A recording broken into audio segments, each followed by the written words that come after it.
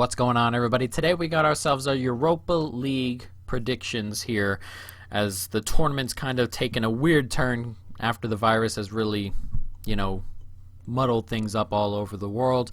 The Europa League will be played, but it'll be played in a very strange kind of way, well, different than you're normally used to. Everything will be single leg, except for the round of 16, which it'll be one leg, but they're playing off legs that have already been played, except for a couple of games that are just going to be one-off because they were postponed originally. It's very confusing, but we will go through it, and we will get through every tie all the way up to the final. So, at first, we're going to go right through and deal with a couple of things.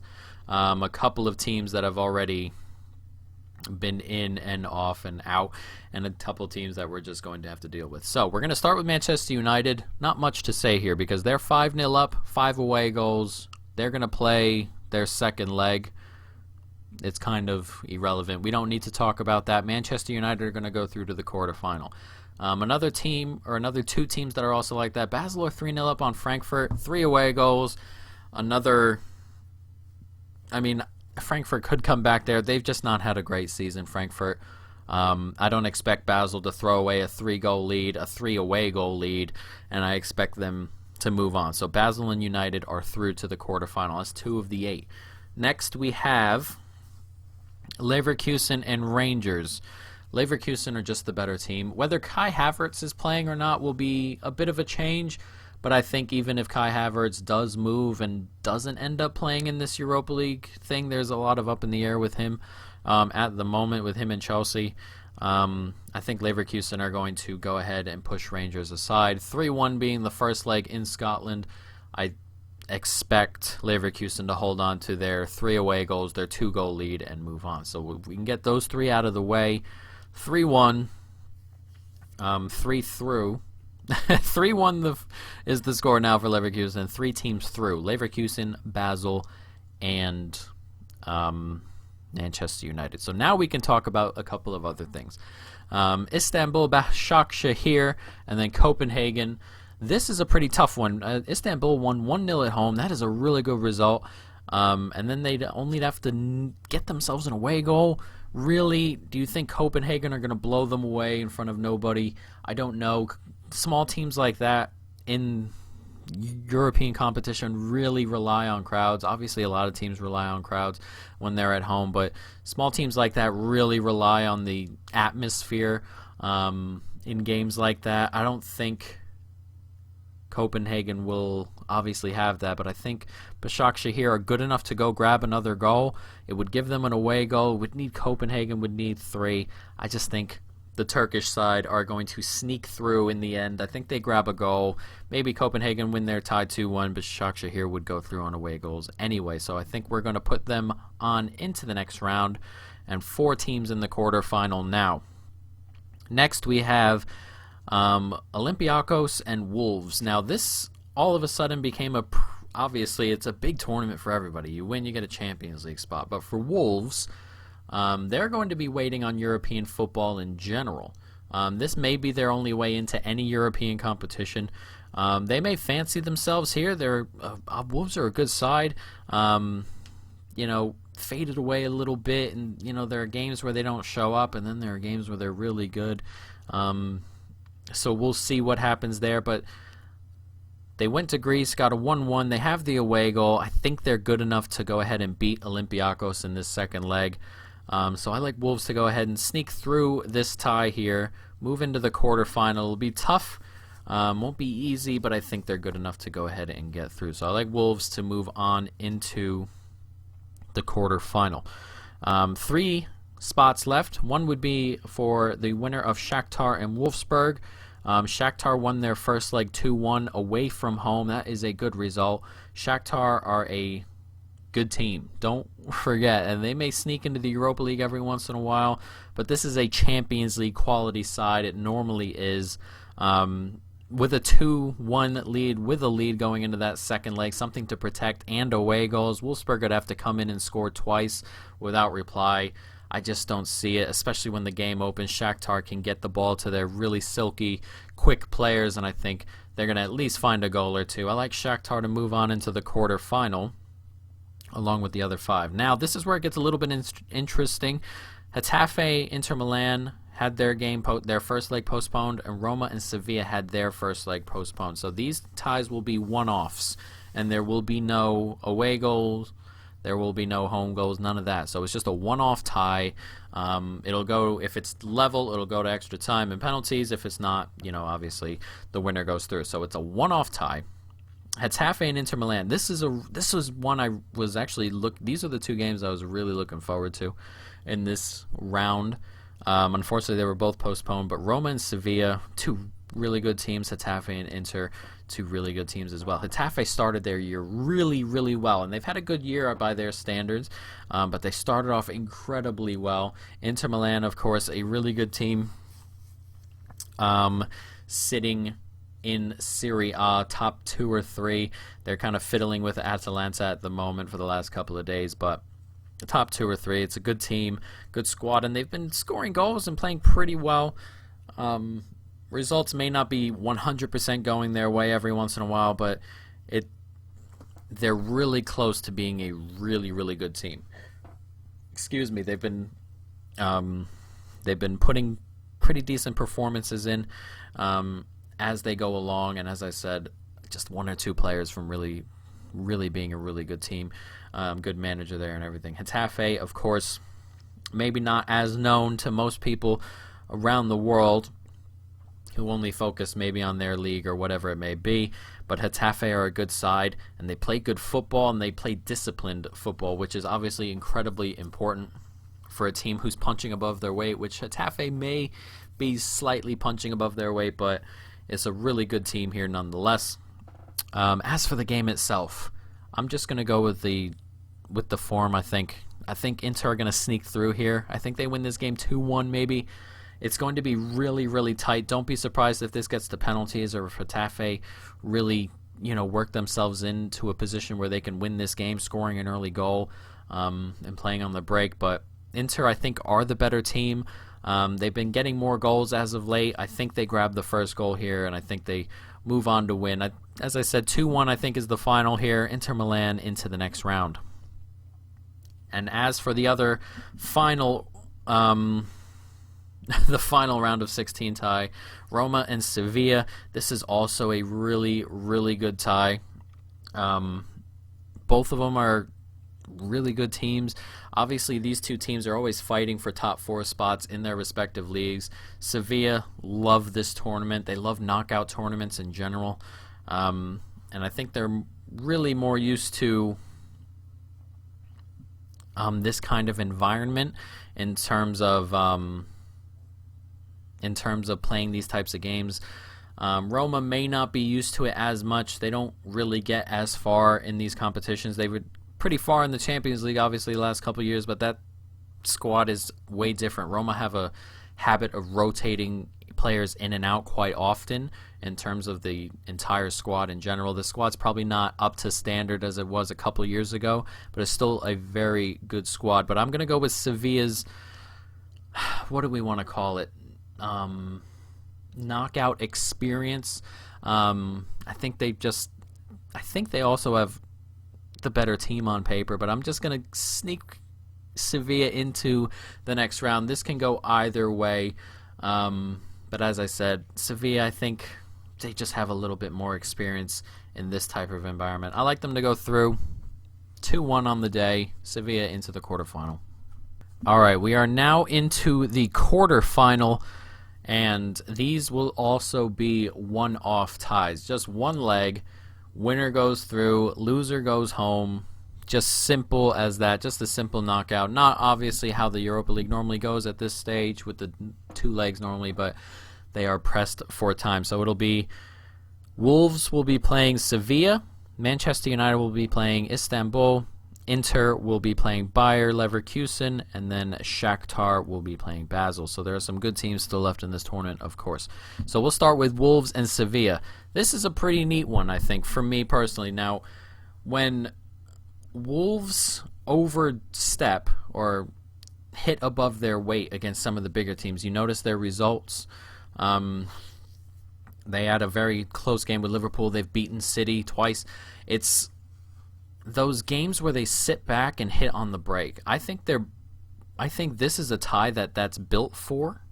I think they go into it, and Sevilla have a lot of the ball, and Wolves kind of play that similar style. Maybe not as tight, a little bit more open, but I think that was going to make this tie a really good one. I don't expect a ton of goals out of this one. One thing that scares me for Wolves is the form as of late. It's been very rocky, to say the least. They almost may also be in a position where they don't want to move Traore on, and they're kind of, keeping him off the pitch, out of sight, out of mind kind of thing. It's been very strange the way they've been going about their restart, and I just worry about that a little bit. I think they've been looking to this tournament. I think they would obviously love to get into the Champions League, but I think they've been looking to this tournament for a little bit now. But my thing with them is just defensively, they've been a bit all over the place as of late, and Sevilla are too good. They're just too good up front, too clinical for them to, be a mess at the back. Their goals against Chelsea that they conceded, not great. There are games where they're not scoring goals. There's just too much inconsistency here, with Wolverhampton Wanderers, and I just expect Sevilla to sneak through this game. Wolves' dream of winning this tournament comes to an end here. I think Sevilla move on into the semi-final. I think they win this game 2-0 and knock the English side out. Next, we have Manchester United and Istanbul Basaksehir. Now, I think this is probably the most one-sided tie left. I think United are way better than Istanbul are, all over the pitch. Manchester United have been playing pretty good football lately. Solskjaer's got them playing better football since the restart, especially. Fernandes has brought something else to that side, a little bit of a different dynamic in midfield. The front three are clicking and scoring goals. I think this one's pretty one-sided. I think United go through. I think this ends 3 or 4-0, and I don't think there's too much to talk about with this one. United into the semi-final. Next, we have Inter, and they're going to play Leverkusen. Now, these are two good sides, two really good sides.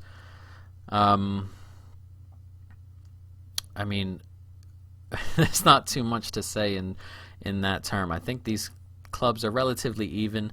Bayer haven't had really the season they would have liked, I feel. Kind of falling off their pace just a little bit. Inter have had a pretty good season. We've spoke about it. They're having some good form here.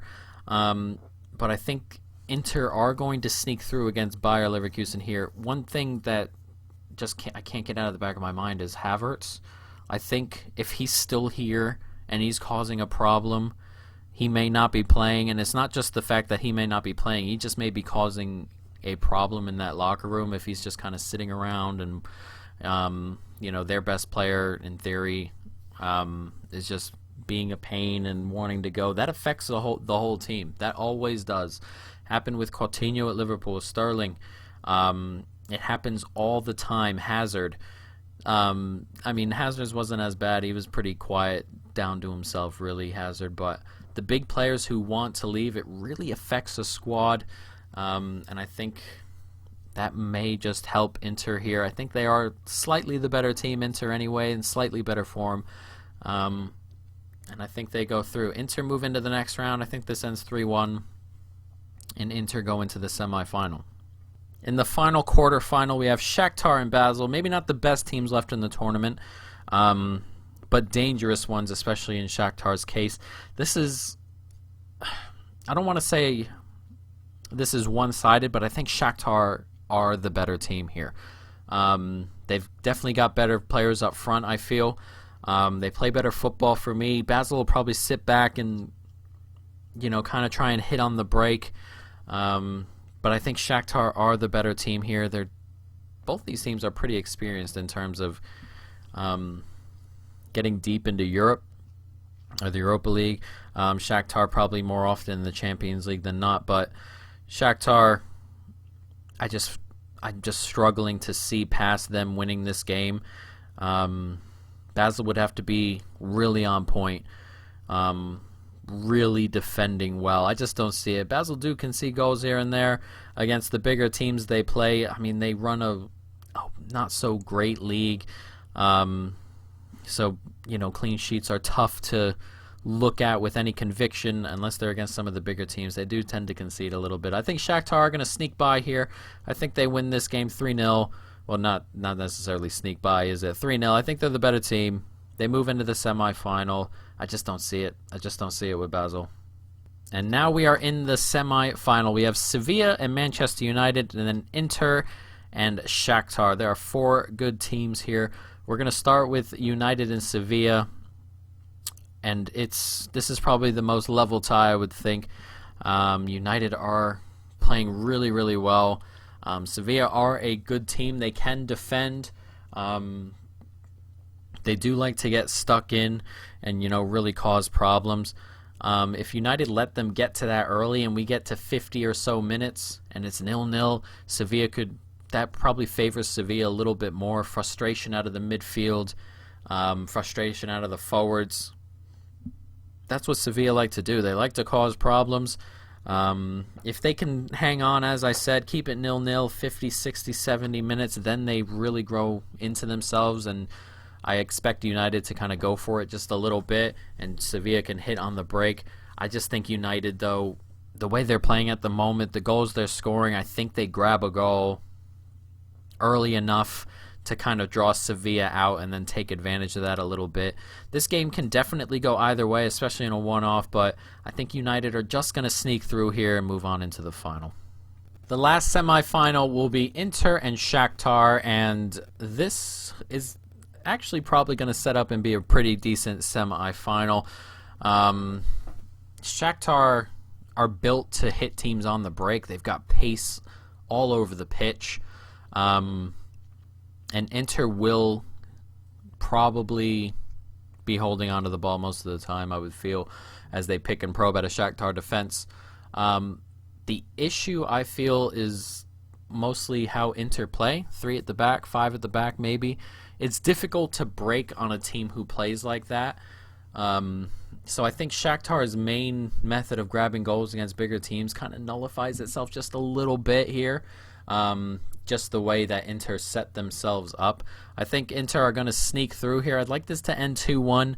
Look out for Shakhtar here, but I just think their main method of goal scoring against the bigger teams is nullified by just the straight-up formation that Inter like to run. It'll be difficult for Shakhtar. They're going to have to break with pace and in numbers, and if they break in numbers, it'll be difficult to cover the other end. There are some lethal players up front for Inter. So we'll see how it goes, but I do expect Inter to kind of sneak through here. I like this 10-2-1. Inter to move on into a final with Manchester United, and it was set up from the beginning for these two teams to meet, and looking around, there are teams here who can knock either team out, but I think in the end, the path is pretty decent for both of these squads, and I think they both get to the final.